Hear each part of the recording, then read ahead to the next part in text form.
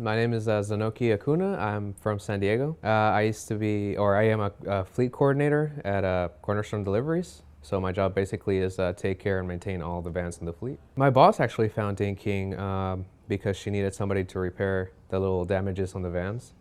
And she found Ding King and thought this was a good opportunity for me.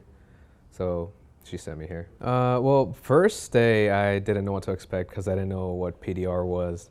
And the first 2 days I was a little discouraged because I felt like I wasn't getting it. And right now, on my last day, I kind of got an idea. I know what I'm doing. I kind of know how to work my way inside the vehicle so I can repair it properly.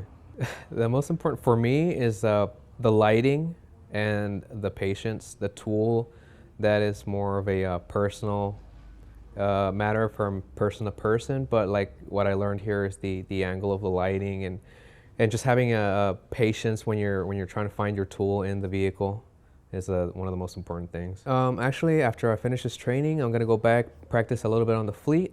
I actually wanted to expand into other delivery companies around my company, and I was actually trying to find a contract with a few companies while I'm out. I really like the class, the patient instructions, the instructors, the way they structure everything. I really like this program. Thank you, Dean King.